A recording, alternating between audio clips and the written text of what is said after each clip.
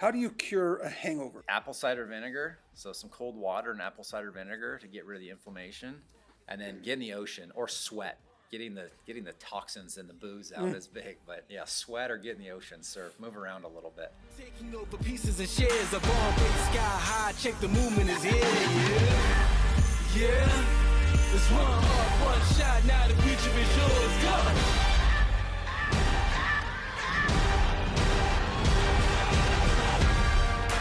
Hi, welcome back to the Compass Studio. This is Sean Purcell.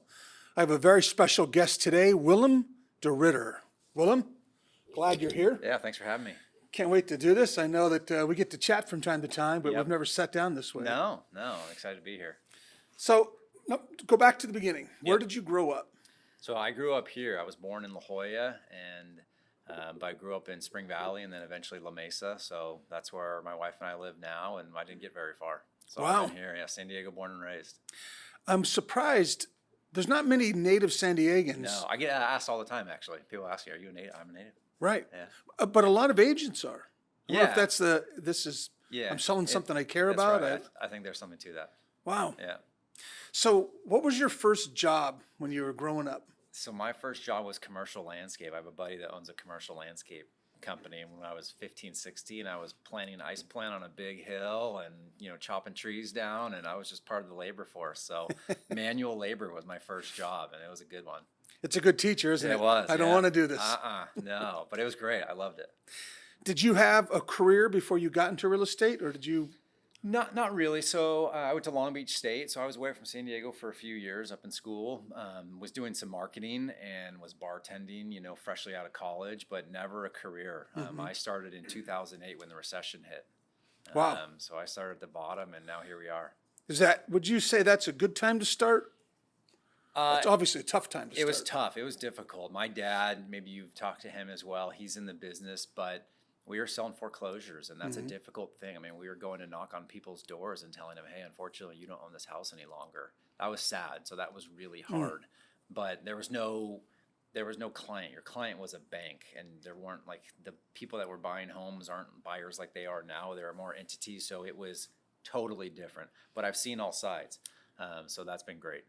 It seems like if you can get through that time, if you have to learn the business then, Different. because if you came in right now, Yeah. wow, this is great. Yeah, but this would also be difficult too. If you started right now, it'd be difficult Just too. because A of the different kind of difficult. But Yeah. yeah, the market's tough unless you have listings, and it's tough. Even with that, I mean, there's a lot going on. So I think anytime you start in real estate, it can be challenging. But that was difficult. What made you get into real estate? It's my dad. So he's been in the business now 30 something years. And in fact, my grandmother, she just stopped selling real estate in her 90s. Really? Yeah. So they're from LA, and she was a big time agent up there. So we were selling lots of homes, or they were selling homes in LA, and my dad's been in the business for a long time, all different aspects, title, loans, everything. So somehow he talked me into it, and here I am 14 years later now. Well, it's generational. That's right. You were born to it. I know. I didn't expect it. I thought I was going to be, a vet or a lifeguard forever or something, but here Really? I am. Yeah. Tendon bar and lifeguard. Yeah. Not a bad gig. No, I could go back to that maybe at some point. Yeah. Okay, so how many years now? 14. 14 years. Yeah. Wow. I started when I was a baby. Yeah, you did. Yeah. I think you can't be a whole much older than 14 now. Yeah, people would ask me when I first got in the business, they said, have you ever sold a home before? Like, how old are you? And I'm like, I promise I have.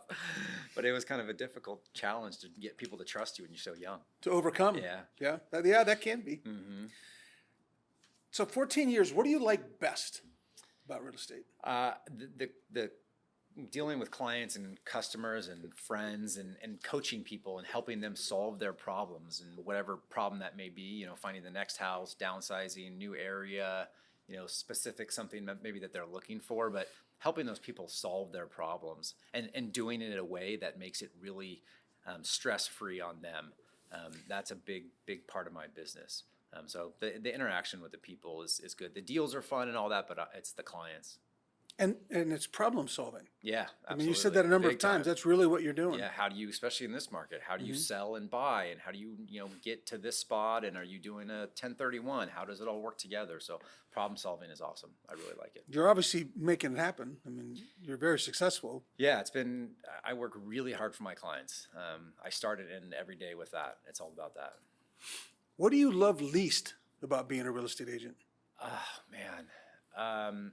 Because I work a lot, it's maybe the hours and the phone always going off. I love my clients and my friends that have, previously been clients, but it's a lot sometimes. It's very invasive on my wife's life with my phone constantly going off. So, never really having an off switch is maybe the thing I like the least, but I'm getting better at that. I'm growing a team and I have assistants and stuff, so that helps. But at the end of the day, people still want to talk to you, and that's a little bit challenging at times.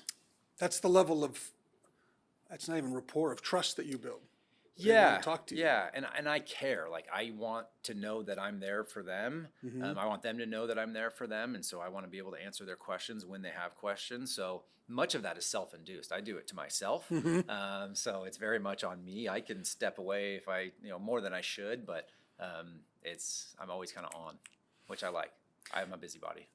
Do you like the almost like the puzzle solver, the problem solver? It's Yeah. the challenge. I mean, it's Yeah. almost an addiction. I Absolutely. Love it all the time. figuring this out. Yeah, I love figuring out how can we make it happen, what the right timing is, where do you want to be, what kind of house, does it need work? Like, I help with all of that stuff. So, being a problem solver, being a counselor sometimes, that's all part of the process when buying and selling a home. And it's all got to work out timing wise. Very much so. I mean, you're Yeah. juggling. Juggling a lot. Yeah, a lot of different parties.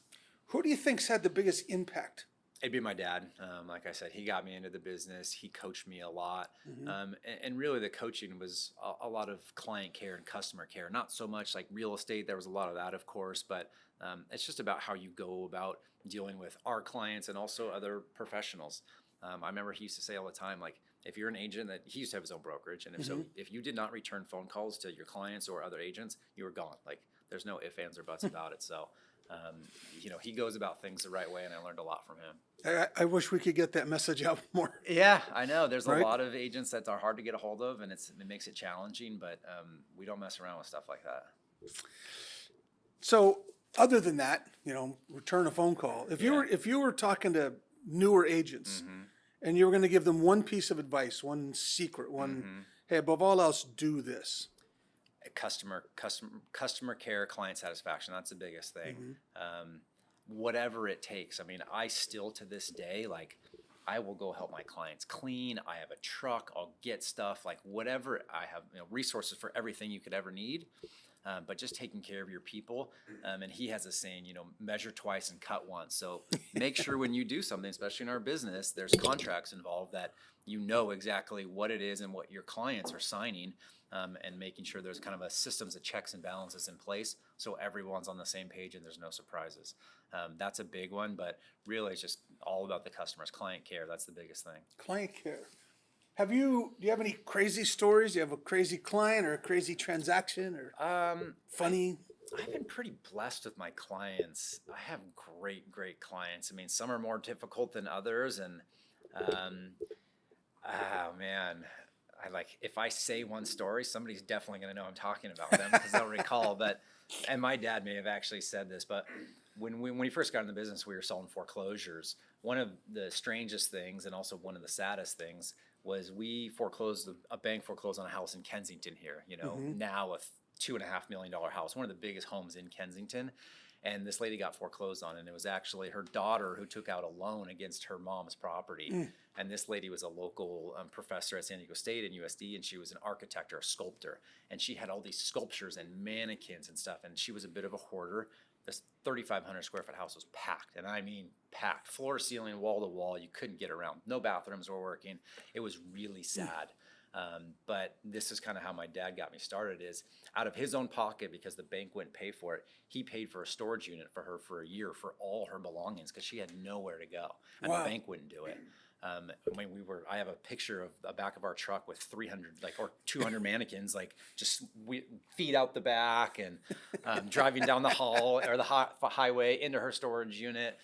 So definitely going above and beyond for our clients. That was a little bit odd and sad at the same time, but that's kind of what he's about, is taking care of people at the end of the day. So that was cool. I'm guessing once that poor homeowner got past the pain and Yeah. years late, Oh, whatever, yeah. What she remembers is that. Big time. Yeah, absolutely. And we would see her around town in Kensington because we're local here, and we'd see her, and she was so appreciative, and so was her kind of extended family. So it was a really special thing to help her, and she was, she's kind of an heirloom to the city of San Diego. I think she's pretty important in the art world. So it was fun to help her. It would have been fun. I would have loved to have been there when you guys pulled up for gas or lunch. I've got and to photos. have people I can say, show them. Yeah. Well, and ask them, so what do you think they do for a living? Exactly, yeah. They would have never guessed Never in a million years, no. it. Would you say you've had a client that touched your heart, that impacted the way you do business? Is there anyone that stands out? She was great. I mean, I've had some clients that, have been very complimentary of me and my style of business. And especially people that are, in a higher up level of business themselves. I remember one guy told me, he's like, "You're really good at your job, and I respect people that are really good at your job." And he was, very much a CEO type, and so that was pretty impactful. And so I like to take people. I'm very curious about what people do for a living. So having that different interaction is always fun. I'm guessing, part of the success you guys have enjoyed is that you are curious about people. You care about people. Big time. You have to know those things to care, to Absolutely. do the things you do. Yeah. So it's always about the people. One of the questions I haven't asked in quite a while, the strangest or most unbelievable source for a lead? Man, I feel like, now it's very much referral, and open house has been good for me. The strangest source for a lead, man,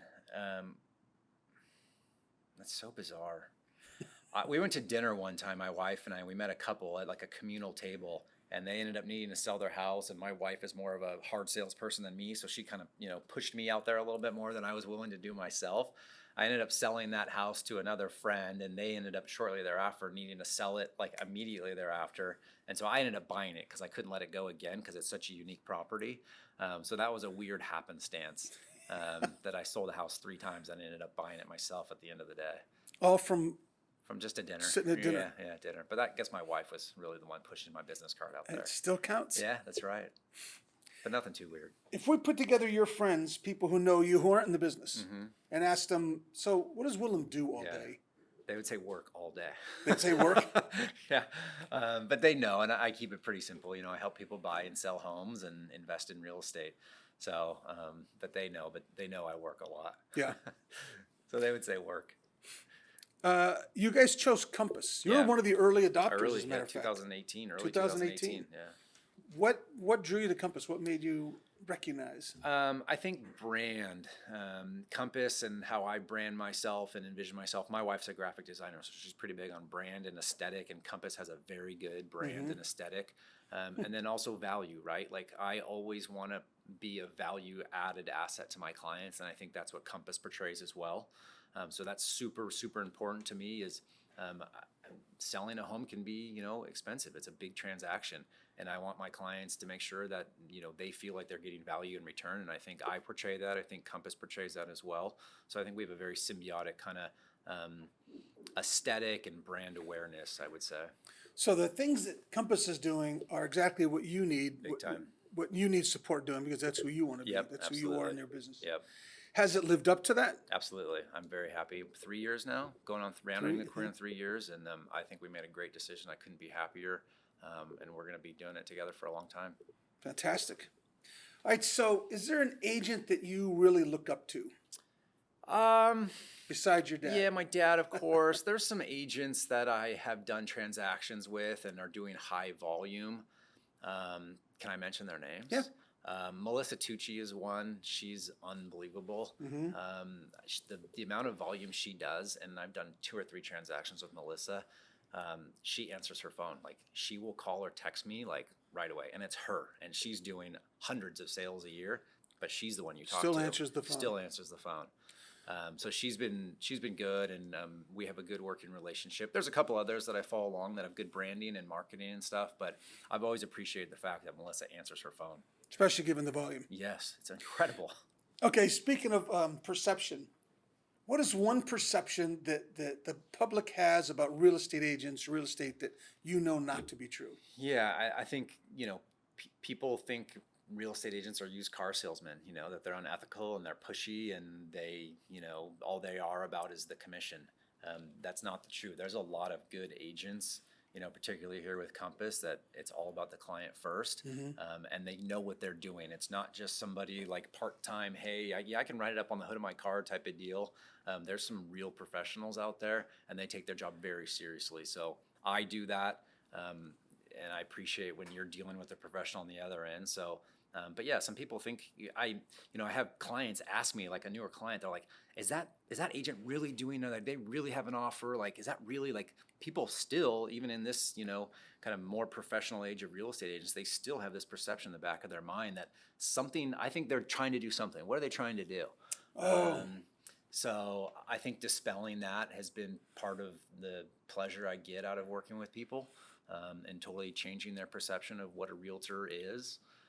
But yeah, people, there is a stigma with agents. And I don't know how that got started or why, but I think it's changing. It's changing for the better. There's a lot of great agents here. There are. And what you're talking about, you can tell them, but you're showing them professionalism Absolutely. at a level that Absolutely changes them. I just left a listing appointment, or actually reviewing multiple offers with the seller, and he's like, I've never had an experience like this, like ever. And they interviewed multiple agents, and so that was pretty cool. Like, people have had bad experiences, and people have told me, it's pretty interesting to see how few people use their same agent over and over again. So I think, if you're a true professional, you should never lose a client's business. It tells you something about you. Yeah. Okay, a fun one now. If you can have a billboard, Interstate 8, anything you want could be on the billboard, what would it say? Man, I mean, I guess kind of my mission statement, or, the backbone behind my business is, clients second to none. So customer service first and foremost, and clients second to none, and or maybe just branding. I like very simple brand awareness. On billboards. You can't say too much.